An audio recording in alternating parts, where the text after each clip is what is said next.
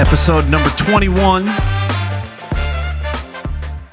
We're fucking burning down out here. We got smoke all over the goddamn place. You can't even go outside without a fucking mask on now. We're going to get into this. This is some horse shit. This is the worst thing that's ever happened to me. This is the worst thing that's happened in a while, and it's just like an apocalyptic event, and it is what it is. This is god awful. How the fuck are we supposed to live our lives in a cloud of smoke? How the fuck do Californians do it? You know, there's a wildfire a mile down the road and they're just living with smoke. Fuck out of here. This is awful. This is god awful. This is what we've been dealing with. So obviously, if you're fucking alive and you're in New York or anywhere in the Northeast, anywhere in the upper Northeast, you woke up this morning or the last couple days, because it happened like 2 weeks ago, but it wasn't this bad. This is a fucking disaster. This is God's fucking wrath coming down on everybody. But if at any point you go outside, it's dark out, you're like, oh, is it going to rain? If you can't smell it, if you can't smell a fire burning, say your nose doesn't work from COVID, you're like, oh, wait, why is it cloudy out? Must be raining. You go outside and it's fucking smoke. It's not rain. It's smoke. It's dark out. You can see that you just look at the sun. The sun just looks like this little orange dot. It's crazy. It's fucking miserable out there. And then it just gets worse. It's been getting worse by the hour up here. And I'm not even in the worst of it. I'm not even in New York City. New York City, it looks like Afghanistan. It looks like after we bombed Iraq, there's fucking dust and shit all over the place. But it's not dust, it's smoke. And they're like, oh, you can't go outside. It's like, how the fuck am I supposed to live my life? And like, let's just say you don't go outside, right? There's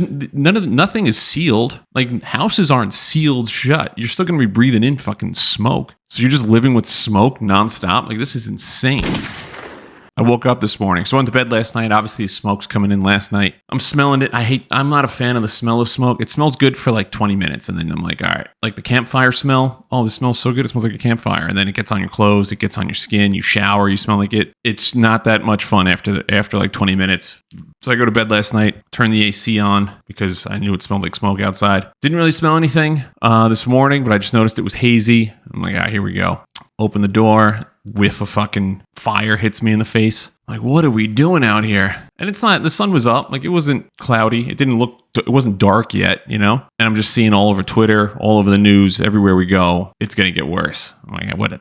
Like, worse than this? Like, what is there, fire? So, down where I live in New Jersey, there was actually a wildfire. It was about 15 miles northwest of where I live. So the air current was bringing all that shit down too. And as of like 10 a.m. this morning, it was uncontrolled, 0% controlled. And then it got up to like 70%. So like they saved some structures or some shit. They shut down like I-95, but that wasn't helping. So that smoke's coming down. And then you have the Canadian smoke, you know, those fucking maple syrup drinking Canadian bacon fuckers. Free healthcare though. Shout out to that. Their smoke is coming down and just making everyone's life miserable. So we're at work, we're hanging out. I go out to my car during lunch to go to the gym. And I'm like, this isn't going to be, because it was run day, you know, I'm going to run outside. I was like, I'm not running outside. And I can't run on a treadmill. I'm too big for a treadmill. So I'm like, well, not going to work out today. I just sat in the sauna, come out, and then now it's worse. Like, this is when like this was when it started, like the sun was dissipating at this point. So I'm like, oh, this is going to suck. And I'm just like, you're kind of like, but there's nothing you can do. It's not like it's not like a thunderstorm where you're like, you just got to wait for it to pass. Or if it's raining, you're like, oh, I just got to deal with being wet. I just got to run to my car, run back inside. It's like, yo, this is smoke. This is something you shouldn't be inhaling. Yet here we are. And then you see pictures of like New York City, some pictures from like Connecticut, Maine, like all these places. If you look at any like satellite images that sees it, you're like, yo, this cloud ain't going anywhere. It's just coming for the next 2 days. It's just going to keep getting worse and worse. And then they put like the air advisory out, like, yo, you can't breathe. You have to go outside and wear a mask. So let's get this straight. Do the masks work or not? Because they said they worked for COVID, and then they said they didn't work, and then they said wear them again. And then it became like a status symbol of being a pussy if you're wearing your mask all over the place. Now the mask people are having their moment again. Like, oh, here we go. I get to wear my mask again. And they're putting on a fucking Darth Vader fucking walking around. It's like, what are you doing out here, you know? So they're having their moment in the fucking sun. And then you got fucking people being like, I'm not putting a mask back on. How am I supposed to just go home? You know, like I'm supposed to just breathe this shit in. That's pretty much all everyone's going to do. Like there's nothing you can do about it. Like if they said this is going to happen for the next year, you're just going to be breathing in smoke. Like no one's moving.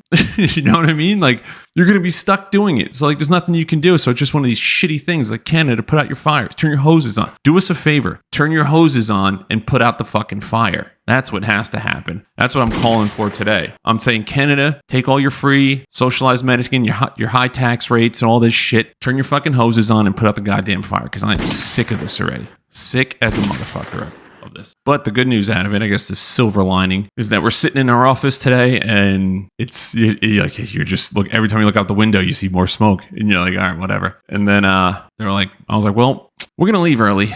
And they're like, is that just you're just making that decision? And I'm like, well, the office is filling up with smoke. If you go outside and come back in, you could see the haze in this office. So there's that. And if I'm going to breathe in smoke, I'd rather be at home breathing in smoke and not stuck in here. So we got to leave work a little early today. I took some pictures, and I mean, you've seen them already. You've seen them on everywhere. You've seen the Yankee Stadium pictures are crazy. It looks like a Marvel movie. It just looks like the beginning of like a movie where they're like, the world ended in 2023. And it's like, rewind 2 years and then it's sunny again. And they're like, how'd that happen? It's like the scene out of Interstellar where they're playing baseball and the dust cloud comes flying over. Similar to that. So we got to leave work early today. Looks like we're going to be working from home tomorrow, which I've never done. I've never actually officially worked from home. I've just kind of done it with, I guess, without permission. But it's like an official work from home day. So I'm not really sure about logging in and all that stuff. We're going to have to figure that out on the fly. But either way, the smoke is still here. Smoke ain't going anywhere. So fucking smoke is everywhere. So we're going to be stuck with this shit for a while.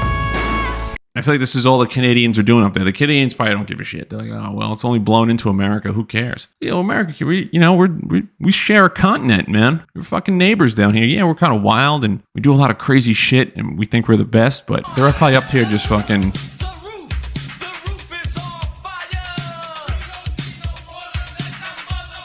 just a bunch of Canadians singing this song. But they don't even curse.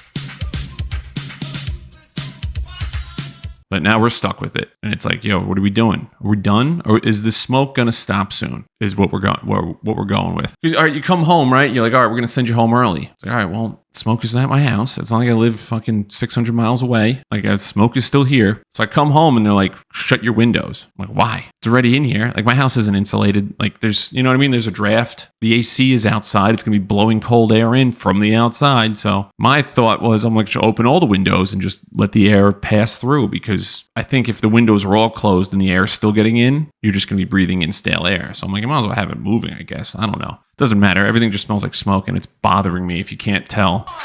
So this is what we're dealing with. And it's god awful. I hate this smell. I hate everything about it.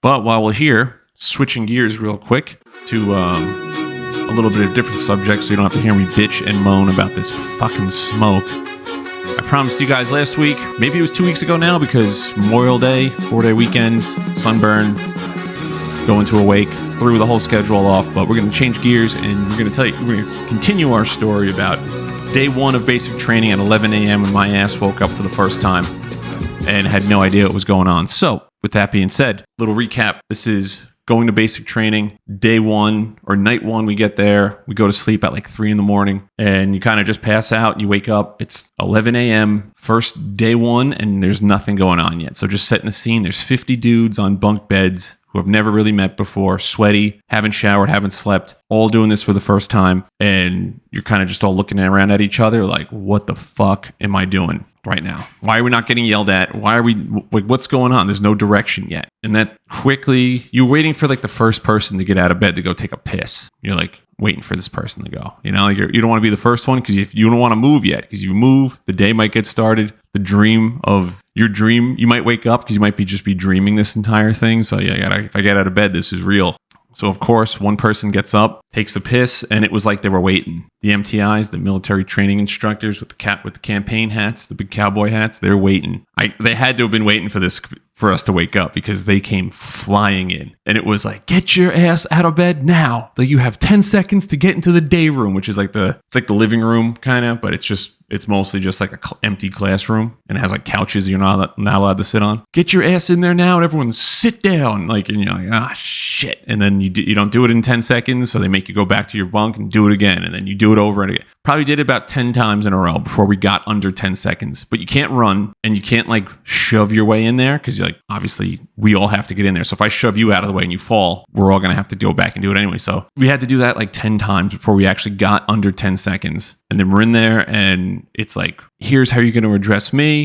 And it's like basic shit. Like it's going to be, we had to say it was called a reporting statement. So reporting statements are never used in the real Air Force. They're only used in like a training environment like this one. And you have to say it. It's a preface to everything you say. So my reporting statement would be, since I'm not an airman yet, I would say, say it's a sir, right? In my MTI was a sir. I'd say, sir, trainee Donahue reports as ordered. And then I would speak. So I want you to imagine you're terrified to ask a question. And I'm an adult. I'm 28 years old at this point. It's not like I'm a kid and I'm terrified. I'm fucking still nervous because I'm like, I don't know what the fuck I'm doing. So I'm like, so whenever you get like addressed and they're like, what are you looking at? And you got to be like, if you're just like nothing, they're like, what'd you say to me? Like then they start screaming. You have to say your reporting statement. You legit have to say, sir, trainee Donahue reports as ordered. I'm not looking at anything like that. Like, and you do it with every time you speak, you have to say it. So if you don't say it, they make you start over again. And then they yell at you. And then someone else comes in and yells at you. And then everyone's like, come on, dude. Like, you know, and that's all that's happening in the day room at this point. And they're just going over how to do that, how to address people like sir, ma'am, and like what we're doing that day. But it's not like, all right, so at 11, or 11:30, we're going to meet downstairs and we're going to go to do this. We're going to go do that. Like it was like, you have to be downstairs in the next 6 minutes or we're all fucking doing push-ups or something. And it's like, all right. And like you have, again, you don't have a uniform. You have nothing. You don't even know who to listen to. So it's a lot of getting yelled at and a lot of getting corrected and a lot of getting yelled at again and then corrected and then yelled at, corrected. And then we have to learn how to march. So we go down this like, what do they call it? They call it the pad. It's like a concrete pad basically in the shade. And they're teaching you facing movements, like how to turn right the military way, how to turn left the military way, how to march, all this shit. And like, again, no one really knows what they're doing. And like I said in the last podcast, like you have the guys that think they know how to march and they're getting picked on because like, oh, you know how to march? Show me. And they're just getting made fun of. So you're learning that stuff. And then it's like, oh, we have to eat lunch. That's a whole other fucking disaster. So you go in like it's one at a time, but like back to back to back to back. Like your nose is on the person's back of the head. Like you are glued to the person in front of you. You're not looking left or right. You're not looking around. Like you're getting, and they're giving you, you're eating what they give you. Unless you're like a vegetarian or some shit. But like, they're just like, here it is. And you slide down like to your left. You go all the way down. You get water or Gatorade, whatever the fuck. And you sit down and you eat in silence. And you have like 5 minutes to eat. And you just woof it down.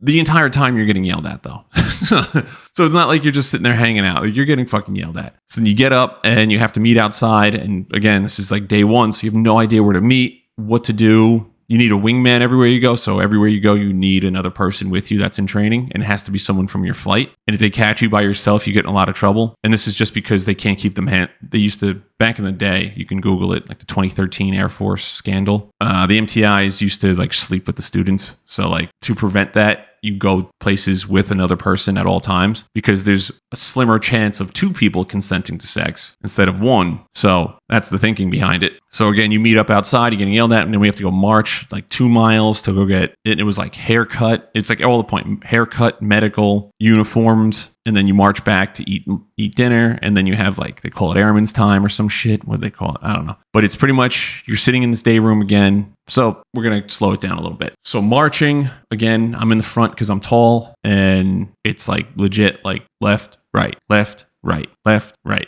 Like, but since I'm tall, I have a huge stride, and the shorter kids in the back have a smaller stride. So I have to shorten my stride. They have to lengthen theirs. We have to be in unison, basically. So if you're out of step, you get yelled at, you start over again, and you have to listen to the commands. Like, they give you certain commands to turn different ways and stuff. And again, you're in the same clothes you wore for the last 2 days. You haven't slept. It's hot as a motherfucker out because it's Texas and it's August. Or now, it's like August 30th still. And you don't know where you're marching. You just know you're marching, and that's it. You don't know any rules yet other than keep your mouth shut. And if you're going to pass out, like try to tell someone beforehand. Other than that, you're just going to go where you're told. So we march. And I think the first thing we had to do was medical, and everyone had to take a piss test. And Of course, there's always the people that can't pee in a cup in front of people. But we have to wait. We waited like 2 hours for one kid to pee. Just one kid couldn't fucking pee in a cup. We had to wait, and you're just sitting there in silence, like sitting down. Because at first, like you have to stand, and then they're like, all right, well, this is taking too long, so now you have to sit. So we sit, and like you're sitting Indian style, which I don't do. I haven't sat Indian style.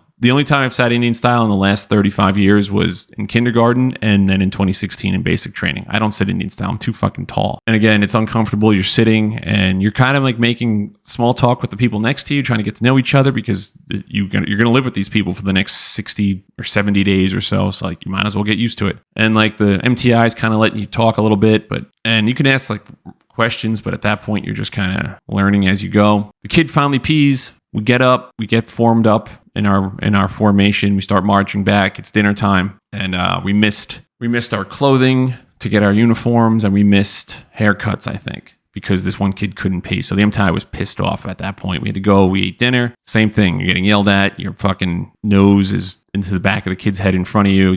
It's the same shit. So eating in 5 minutes. You go back upstairs to the dorm, and then the MTI is talking to you more like a human being at this point, and they're showing you how to like make your bed. And there's different ways to make your bed. So this is the military way. And there's a legit handbook on how to do this stuff. And you take turns ripping your bed apart and making it again, ripping your bed apart and making it again. So you're just going, and it's not hard, but again, they're like, Donahue, trainee Donahue, go make the bed. And you're like, I got this. Like, sir, trainee Donahue reports as ordered. Of course I'll go do it. Like you go do it, you fuck it up, and then like you dumbass, and they rip the bed apart again, and you do it again. And then you have to have a wingman help you because to do hospital corners, it doesn't require two. You can do it on your own, but it looks better if you do it with two. And then it becomes a race. You have like 30 seconds to make the bed. So like, because they want it, everything has to be done. They don't call it rushing. They call it with purpose. They'll say like, do it with purpose, or like with a sense of purpose. That's what it is. Do everything with a sense of purpose.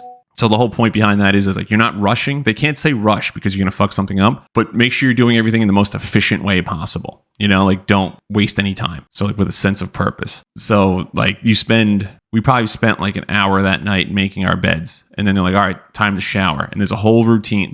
Everything is regimented. So you have a shower monitor, right? And this is the most chaotic part of the entire thing because it's day one. No one knows how to fucking shower. There's 5 shower heads and there's 50 dudes. And you have to everyone has to be showered in 15 minutes because we have to meet back up in the day room to go over shit. And you don't have pajamas. Oh, wait, so we don't have our uniforms yet. So we're still wearing the same dirty ass clothes that we wore the entire time. So it's legit. It is what it is. You're getting naked and you're standing in line. And again, it's like the lunch line again. Like you are fucking as close as you can to the person in front of you without touching each other. And any like, you know what I mean? You're like, I'm not doing that. Like I'm close enough kind of thing. And like you're rinsing off.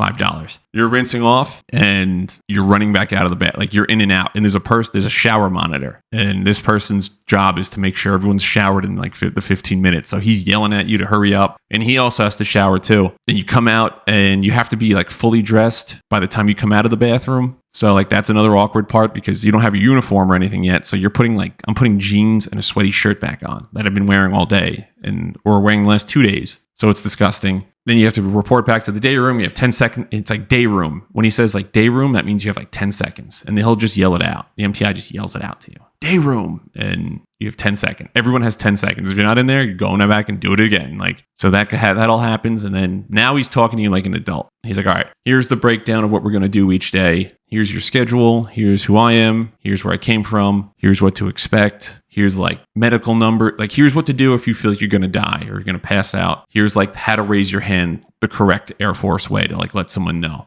Here's the wingman policy. Here's pretty much they're going over like the fundamentals. Like this is the shit you're going to do every day from now on. So learn it quick. And then it's like you're filling out like an emergency contact card just in case some shit happens, and they can like you carry this on you, similar to dog tags, but this is like what the hell? It's an index card. Sorry. So you fill all this stuff out, you hand it back in, and then he's like, tomorrow morning, 5 a.m., we're going to be up. We have breakfast at 5:15, and then we have to get our uniforms, and then we're going to come back, and it's like, you better be fucking ready. Like, go to sleep. So he leaves, and this is The second night you're sleeping. So at this point, you kind of made a few friends. You made familiar faces at this point. You know who's like on your team, who the tryhards are.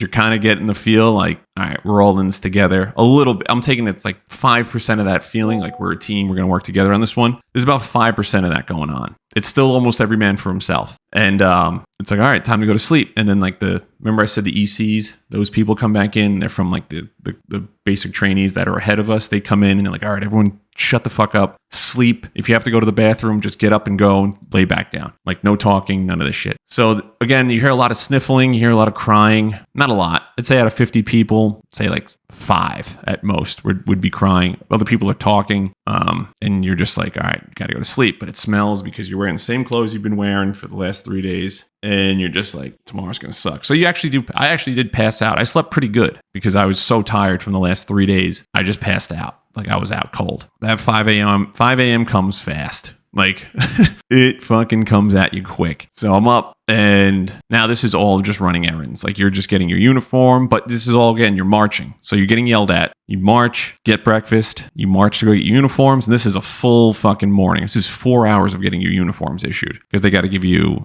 your PT gear, which is like, cotton shirt, the shorts, but they give you 4 sets of it. You have to get fitted. They give you socks and then they give you like your camo, like your OCPs, or back then they were ABUs. You got to get 4 pairs of those. So you get fitted for those. You go through, it's like a labyrinth. It's like a flea market set up with like PVC pipe and curtain, but it's like a labyrinth. And each section you're getting yelled at by like civilians now that are telling you to hurry up, try it on. If it doesn't fit, try another one on. And you're just going. And they're just eyeballing you. They're like, oh, you're tall, you're an XL. Like you're an XL long. That's pretty much what's going on. And then you get all that stuff and you're carrying it all. They give you boots, two sets of boots. They give you a duffel bag, which is like $400. They give you rain gear, which is like another $1,000. The uniforms all together are like they're giving you a shitload of stuff and you're just carrying it. Like you're carrying it all in your hands because there's nowhere else to put this shit.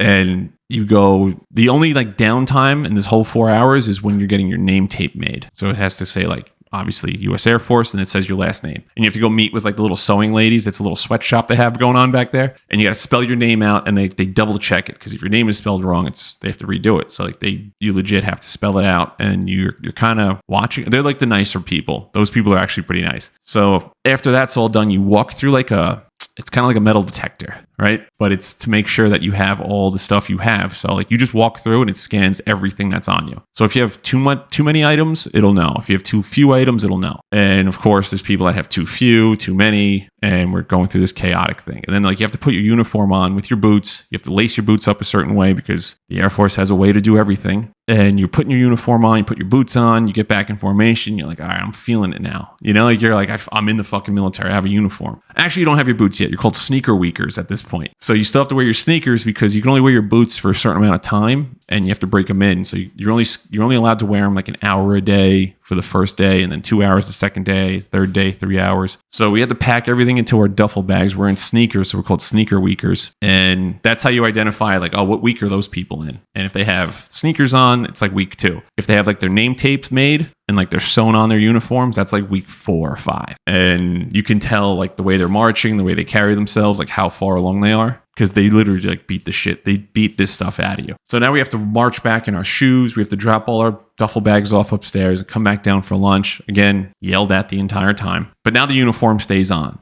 Like no matter what, you have your uniform on. It's not like take it off if you're hot. Like you're always wearing this. So this thing's building up sweat. After lunch, after our normal getting yelled at for a little bit, we have to march all the way back down like another mile to get our to the med group or the doctor, basically. And this isn't piss test. This is you're getting your shots. So we're at 29 minutes now. The shot thing, that's going to be settled on the next episode because this thing by itself will blow your mind the way the military does it. And from that point on, getting a shot in the military is so businesslike, it turns you off to the entire thing. And you're just like, whatever, just give me whatever you got. Inject me with whatever poison you want at this point. So we're going to wrap it up there.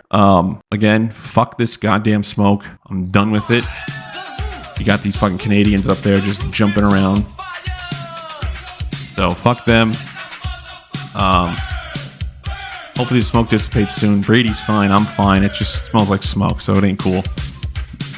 And yeah, appreciate everyone that's listening on Spotify. I saw the numbers. They're all trending in the right direction. We're getting there, making some headway. So I do appreciate the followers, the listeners. We're on pretty much every streaming platform you can find. So you can even ask ChatGPT where to find Hold Up What podcast, and it'll tell you because I tested it. It'll tell you where to find it. It'll even drop a link if you have GPT-4. So look forward to that. And then this will wrap up the military section and the fucking smoke section. There is a new movie I want to watch with Kevin Bacon in it and Amanda Seyfried, who's one of my favorite actresses, and Kevin Bacon, of course, is an all-time actor. So we're going to get into that later this week. So hope everyone has a good night. Stay out of the smoke.